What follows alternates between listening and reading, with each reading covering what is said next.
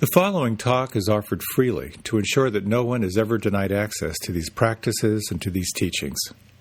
If you feel inspired to make a donation to support this offering, you can go to my website at jonathanfoust.com.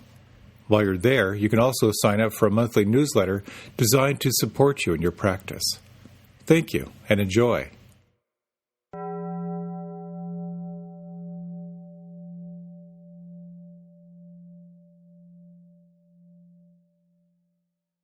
It's a classic teaching story of a man who dedicates his life to the pursuit of God.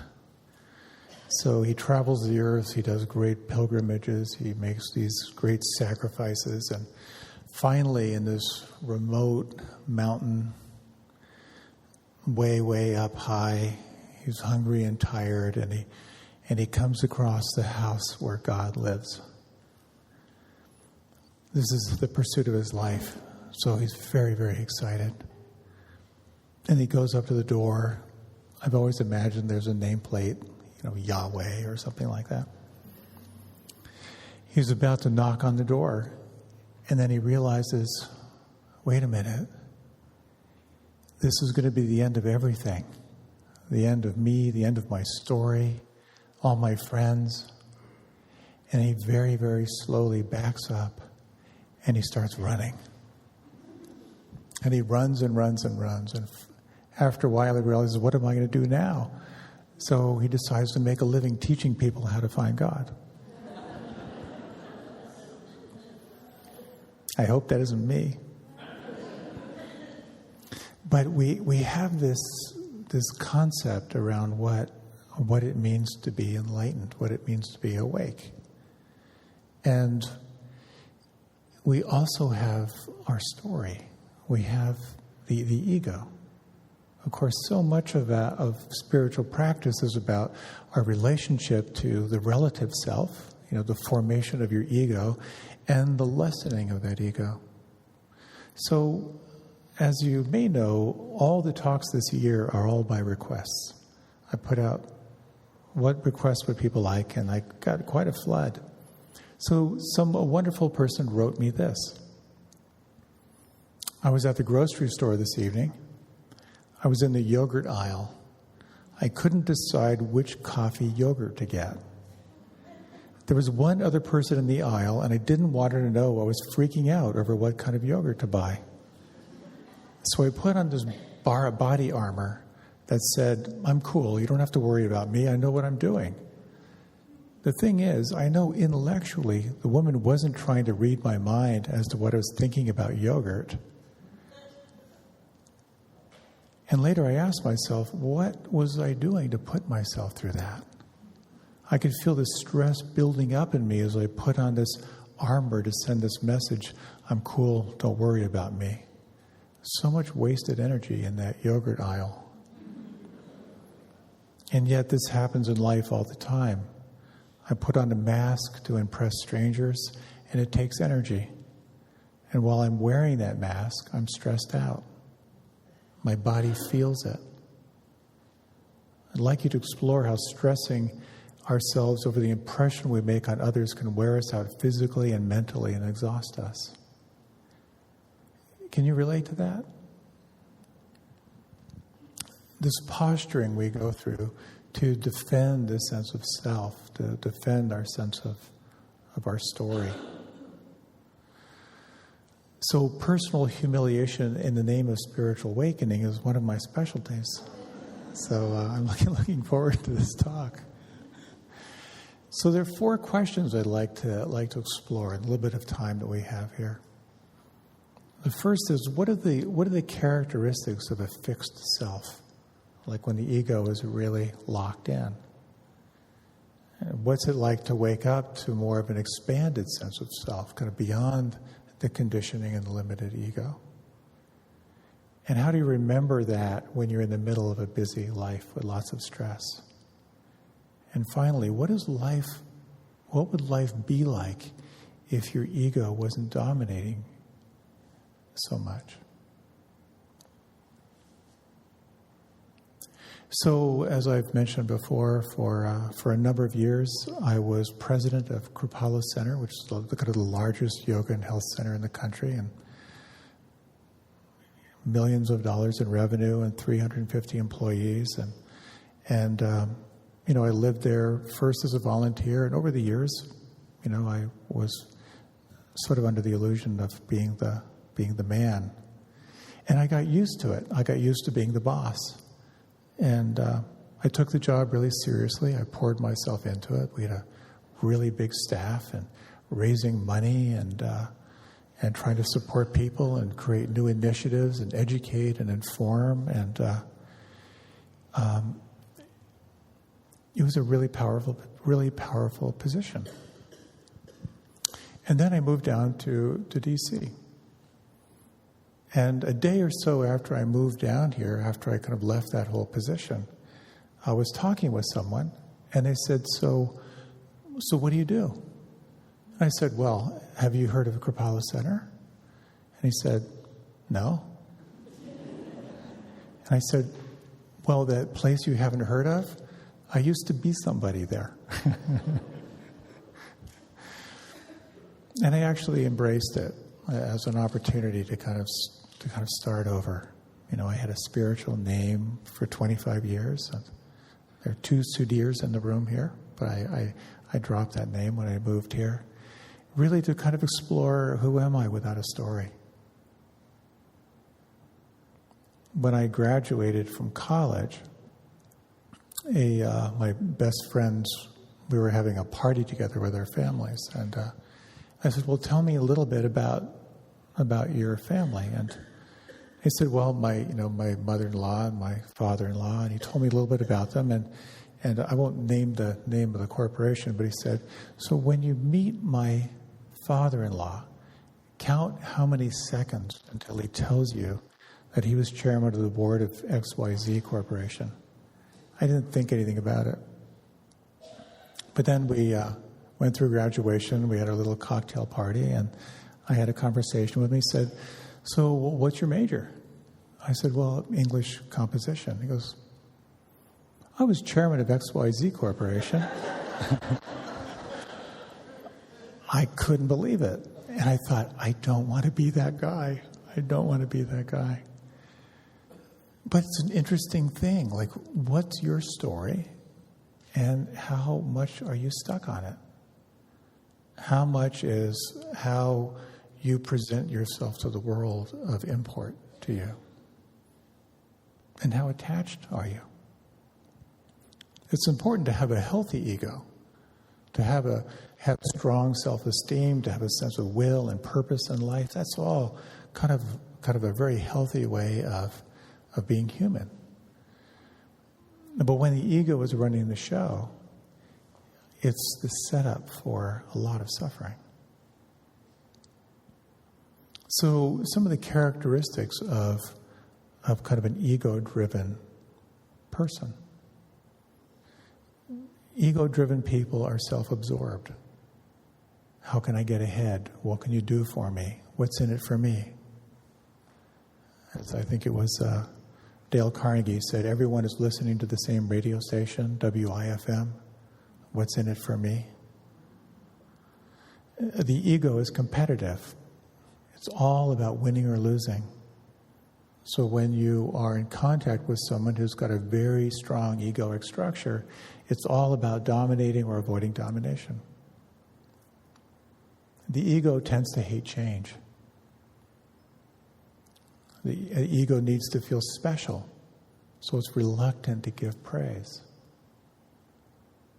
The ego has a tendency to romanticize the past and idealize the future, and very, very rarely is it actually in the here and now. The ego tends to seek immediate gratification. It despises the hard or uncomfortable. And the ego is easily offended. And of course, this is all of us at different times. But back in the ashram days, we did this one intensive program. We had to line up and face one person. So there were maybe like 100 people in a long line. And you stood across from someone and you would say, I'm right and you're wrong. Then the other person would say, I'm right and you're wrong. And we did that for like half an hour. It was so revealing. Because the more someone says, I'm right and you're wrong, it's such a trigger. And then when you take that stance, it's this incredible escalation. Wars are started. And wars are sustained through an inability to break out of that cycle.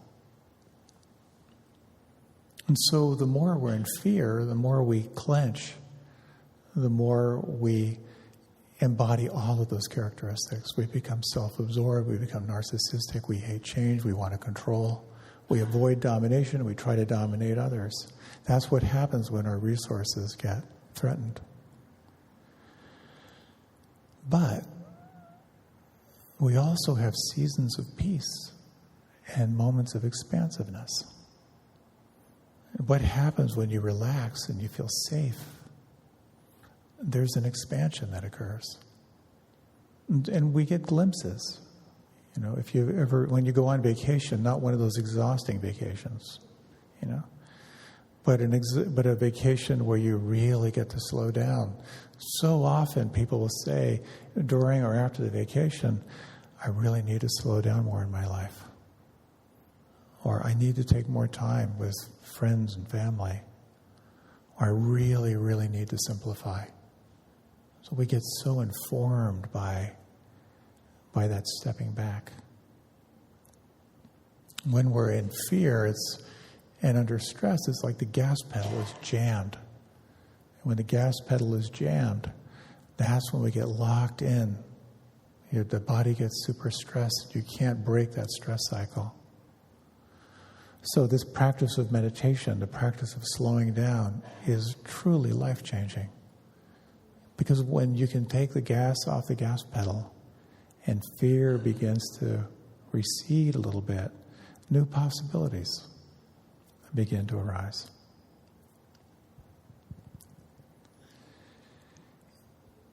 It's really quite appalling to see the polarity in our culture right now, and to see the fear and this creation of the unreal other, particularly happening now on our border. And it's interesting, like, what is it that wakes up that expanded sense of self? And the classic example is Scrooge on Christmas night, Christmas Eve. You know, he's visited by the ghosts of Christmas past and Christmas future, and he sees into the nature of karma. He sees into the nature of cause and effect, and this tightly held sense of self is suddenly exploded, and he's filled with gratitude and appreciation and generosity, and he sees more clearly into our interconnected nature. In that same way, with this excruciating experience happening with our southern border right now, you can see in this polarity, on the one hand, those who are saying these people are breaking the rules, there are consequences to those rules. And to a more extreme level, you know, these people, they want to take your job. They want to live off your hard work. They want to destroy your culture, which polarizes that sense of fear and egoic structure. On the other hand, and there's something so powerful about the images of seeing suffering children that has touched something very deep, or apparently touched something very deep in our collective psyche. We see, we can sense the suffering. And when we do that, something opens inside. There's a response, not for everyone, but for many. There is a response that has moved us out of a kind of a me-centric consciousness to include other people into the tribe. So it's a very interesting question as to what is it that shifts you out of a tight identification with the ego and opens you up into something more vast with more possibility. If you've ever sat with someone as they're going through the process of dying, it's a very, very powerful thing to witness. The times when I've had that gift, to really witness the story of the self. I did this, I did that, I accomplished this, I was betrayed by these people, a tightly held sense of story. And then less and less of a story, and more presence. And sometimes, not always, through that death process, there can be a kind of luminosity that arises because the story is beginning to fade. As in Buddhist philosophy, the Buddha said, nothing is to be clung to as I or mine. Nothing whatsoever is to be clung to as I or mine. And witnessing that release of I and mine and this arising sense of presence in the mystery, it's extraordinary. And that's what this practice is all about. Whether it's a 10-minute meditation in the morning or going on a retreat, it's the same process of seeing into the nature of reality. And really inquiring, what does wholehearted, enthusiastic cooperation with reality mean for you? One of my favorite phrases. So part of freeing yourself is seeing very intimately into that sense of selfing. In Vipassana, selfing is it's a really great word. It's the process of solidifying around a self. And you can really watch in your practice, whether it be formally or just in practicing non-judging awareness through the day, you can begin to see the inflation-deflation process in relationship to your sense of self. And that process of seeing the inflation-deflation can be quite liberating. So we have moments, of course, when you are gripped in anxiety and fear and you become bound by that tightly held sense of self. And then there are moments of freedom. There are moments of ease. You might touch into moments of a quality of happiness that is not dependent on externals. One of my favorite things is watching animals when they play. To watch them, they're so prone to happy attacks. And I think so much of our life, is around just increasing your capacity for random happy attacks through the day.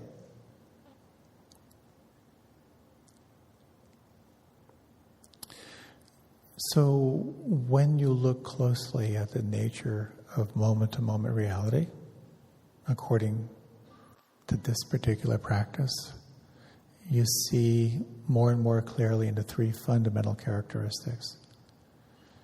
You see that your moment-to-moment experience of life is imbued with impermanence.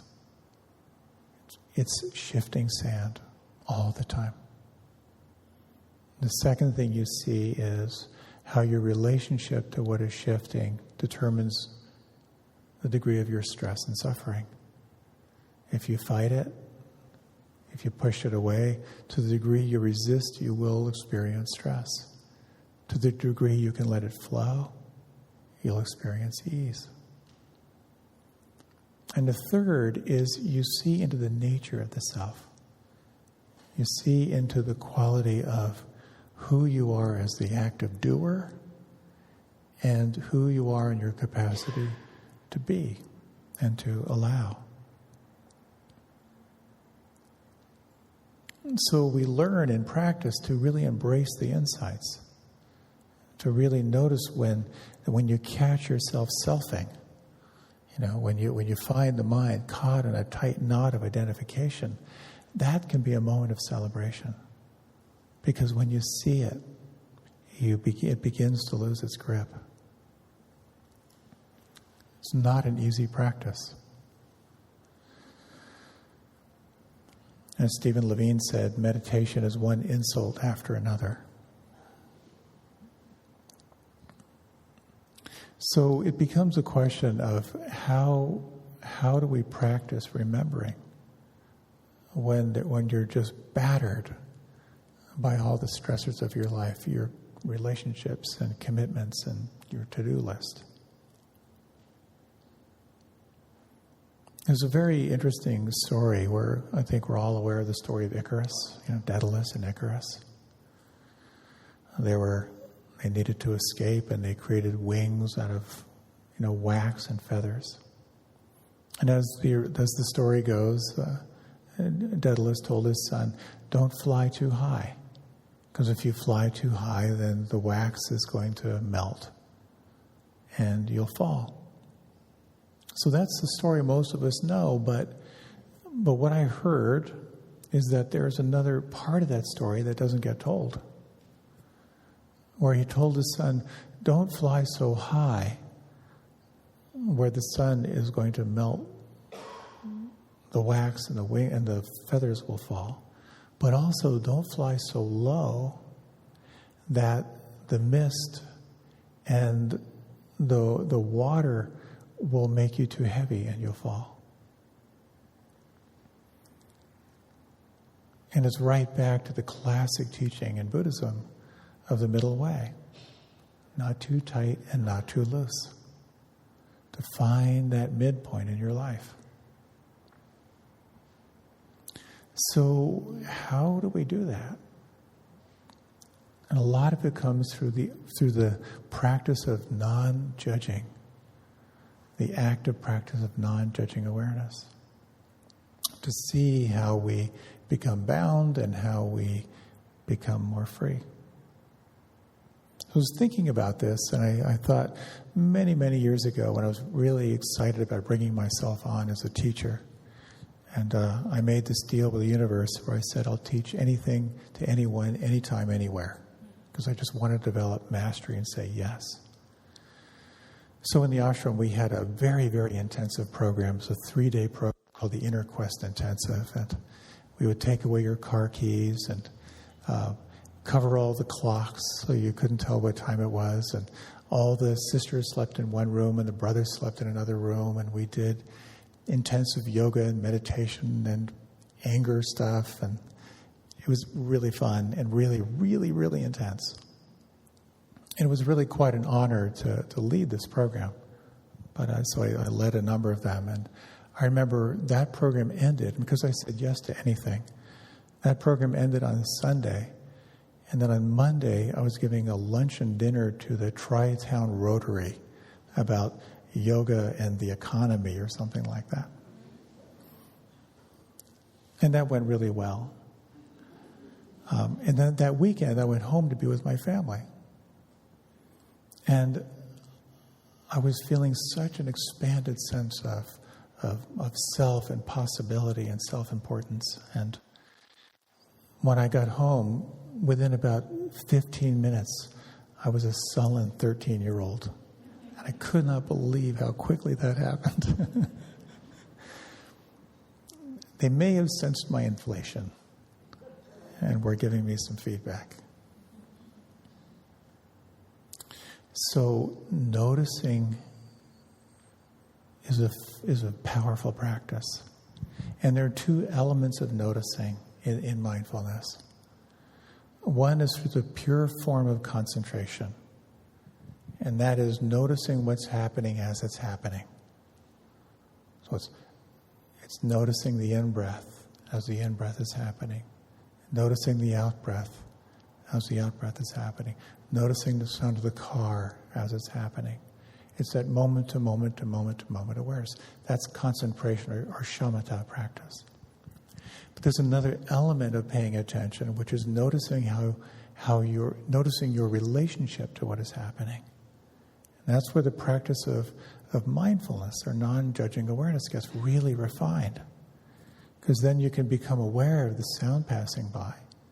but you're also aware of how you're relating to it. It tends to follow in one of three categories. Either you like it, or you don't like it, or you're indifferent. But there's also a quality of noticing this quality of selfing. So a little experiment, if you like. You can close your eyes.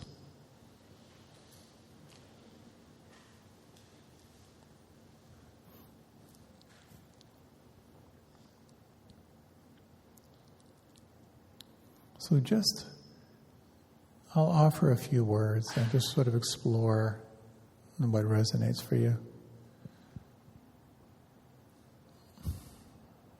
I am aware of my in-breath.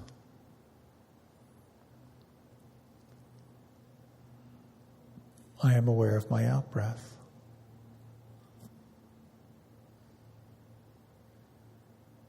I am aware of doing this better than the person next to me.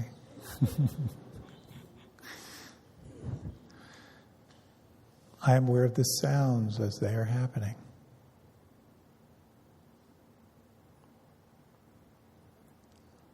I am listening better than anyone in this room. And now exploring these phrases. I am aware the in-breath is happening.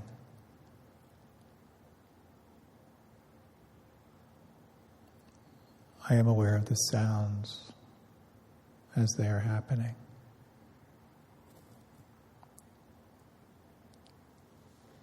I am the awareness of everything that is changing.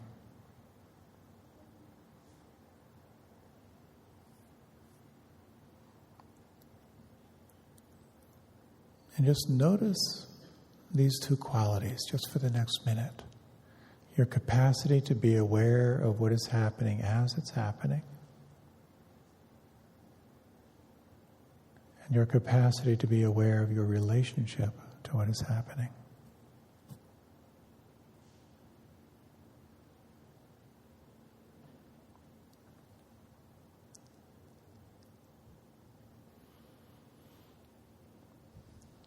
And as you're ready, you can deepen your breath. And you can let your eyes open if you like.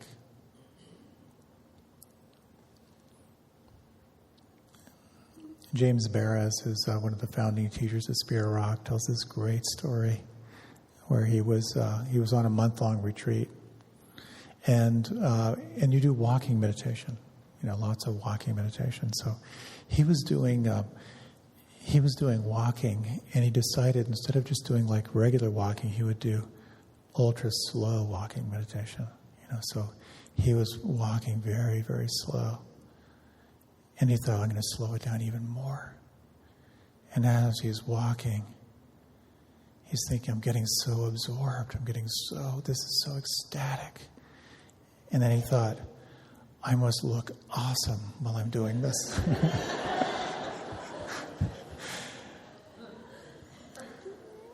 And that's what happens in spiritual practice. Have you noticed that? You're having this amazing meditation, and you're thinking like, I am so good at this. This is amazing. There's a great line of, I once did a retreat where the practice was, rather than concentration, it was like a being practice. So the whole idea is, don't do anything. Just be present. And so I had this thought, but I had it multiple times, but I noticed it for the first time. Like we're all just sitting there, and I thought, I wonder if I'm doing nothing better than she's doing nothing.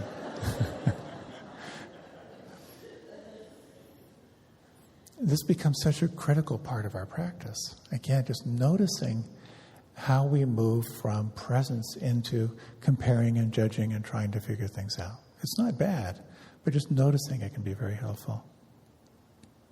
So what are the doorways to like breaking out of the egoic self and opening into like presence?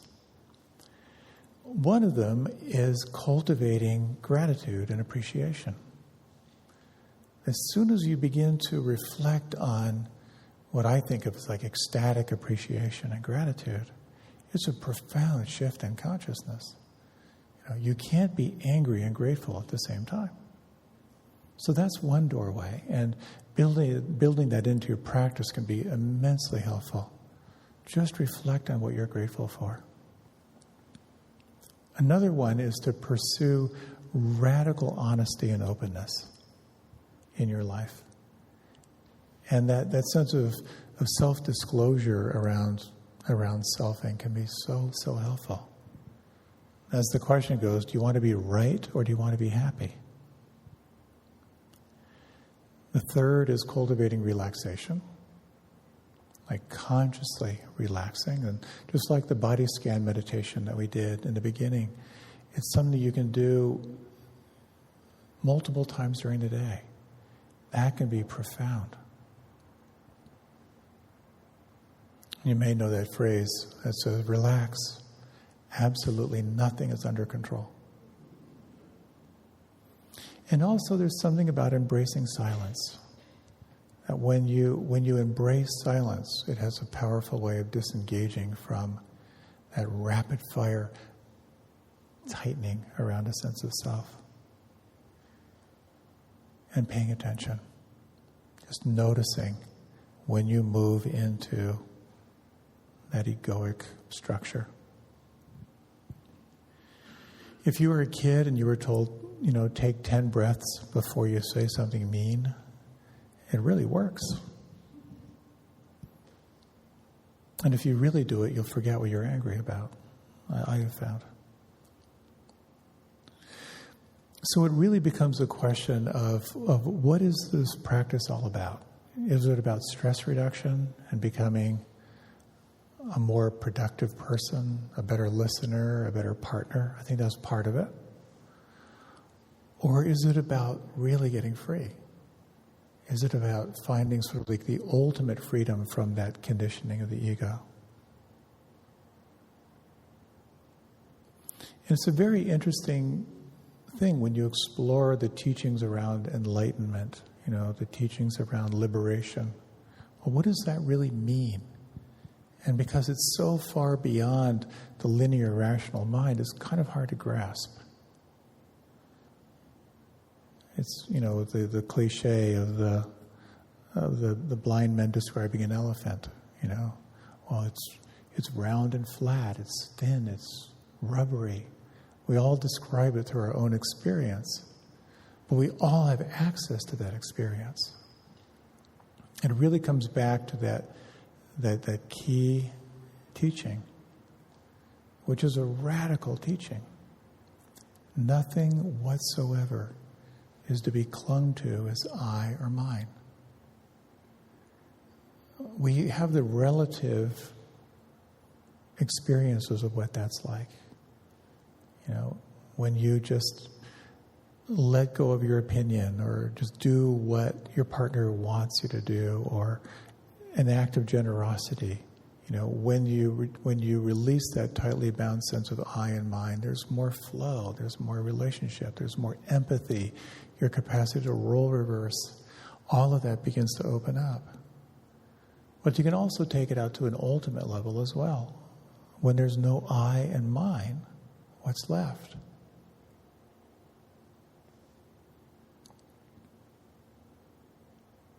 You could say that we can access that sense of no I and mine through two doorways. And they're the two wings of practice. One is through the doorway of compassion, and one is through the doorway of awareness. There's a beautiful story of a policeman who was trying to talk someone down from jumping off a bridge. And they were so absorbed in conversation that this person jumped, and he jumped after the person. And then someone else caught him by the ankle, and they managed to bring them both back up. And later he was talking with his superior officer and said, Why did you do that? Why did you potentially throw away your life trying to save this person? And the policeman said, you don't understand.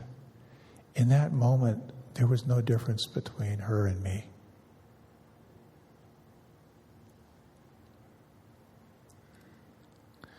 When we allow ourselves to open to the suffering of others, I and mine falls away. And again, when we open our hearts to those who are trying to get away from the violence and trying to find a sense of safety, when we can open ourselves to their experience, there is a resonance that occurs.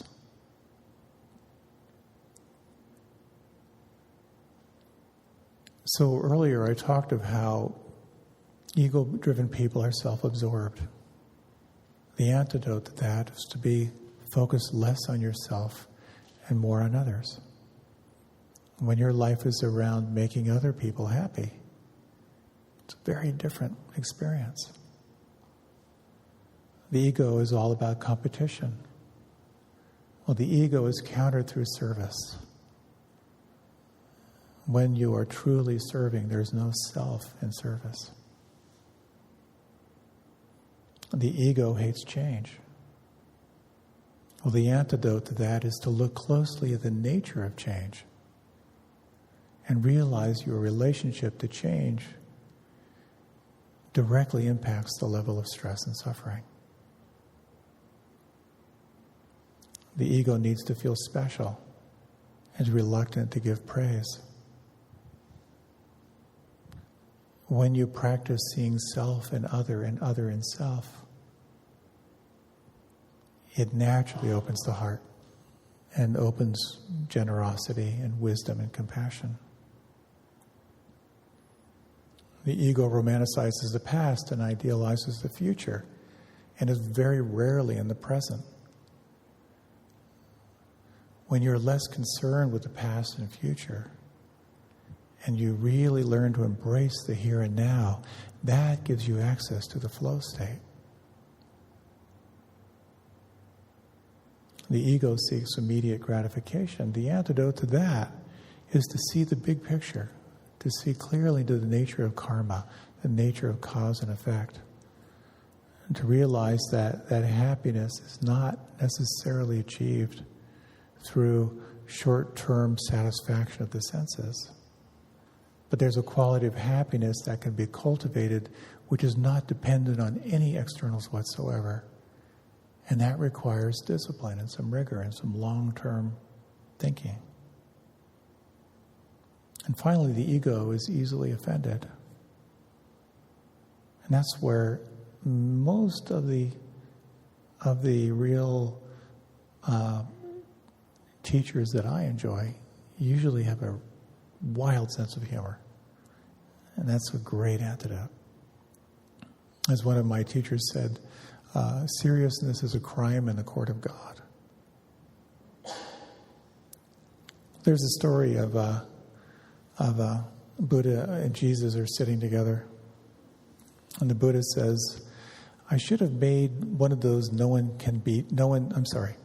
I should have made one of those no one can depict me image rules. They always make me fat. And Jesus says, tell me about it. I've been a ripped, blonde, white dude for like 2,000 years.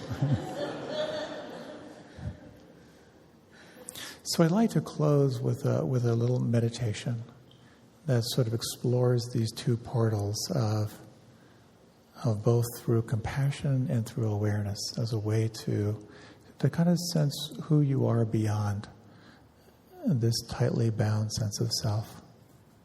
So if you like, you can close your eyes. This will be just about 5 minutes. You might bring your attention to your breath and notice where you feel your breath right now.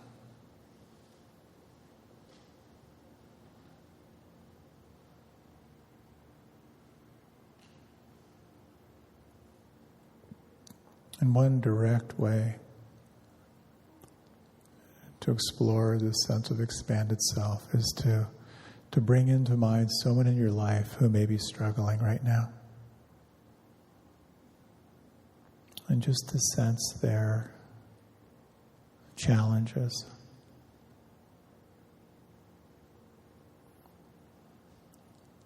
And in your own way, without taking away their suffering, and taking away whatever lessons they have to learn, can you wish them well? And wish them ease.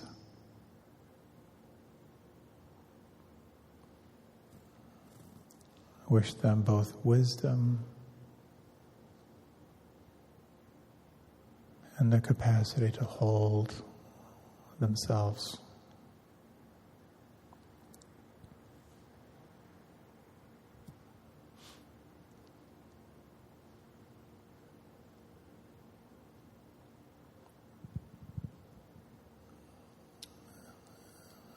And this next is a technique that can be an interesting way to expand beyond the body.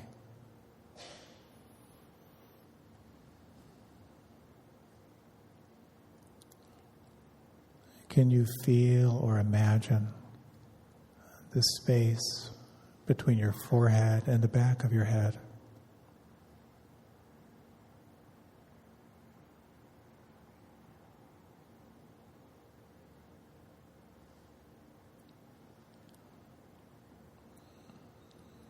Can you feel or imagine the space between your breastbone and your spine?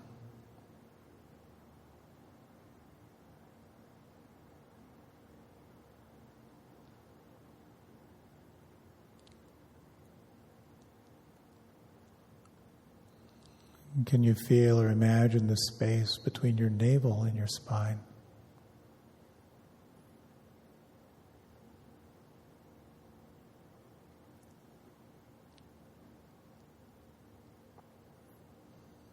Is it possible to feel or imagine the space inside your body?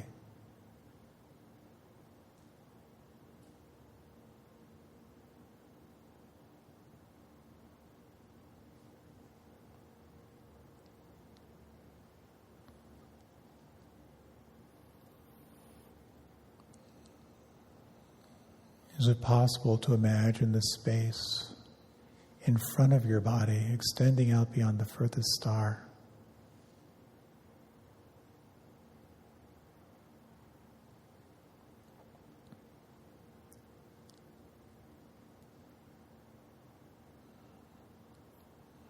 Can you imagine the space behind your body, extending out beyond the furthest star?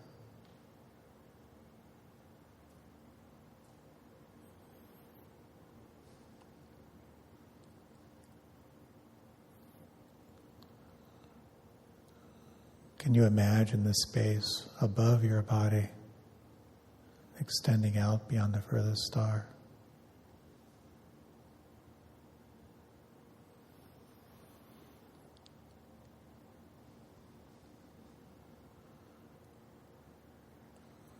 Can you imagine the space below your body, extending out beyond the furthest star?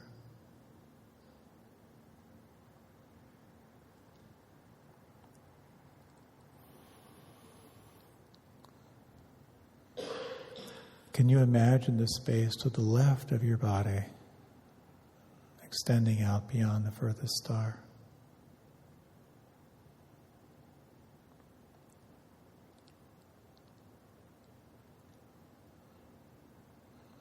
Can you imagine the space to the right of your body, extending out beyond the furthest star?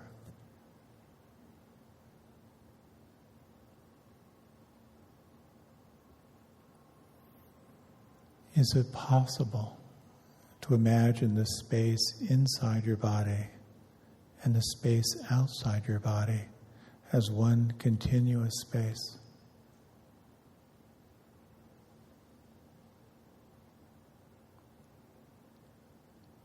Can you imagine for the next few moments relaxing into that space?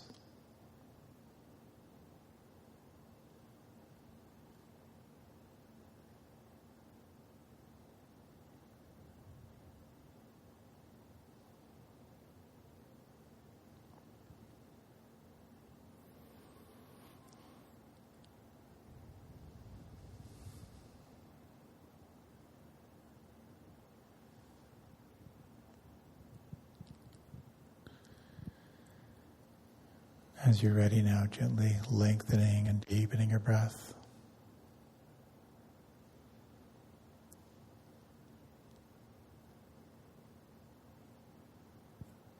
This practice points to the recognition that who you are is the product of causes and conditions that forms your character, your likes and your dislikes. That forms both a healthy ego that can help you move forward in life, as well as that nature of ego which is driven by anxiety and fear. But it also points towards something that is unconditioned. And you can access that through a reflection on the heart. This quality of sympathetic compassion, kindness, and joy. And also opening to the mystery. Just sensing the infinite space that we're sharing together. Thank you for your time and attention. Thank you for coming out tonight. May you have a spacious evening. Next week there'll be Hugh Byrne.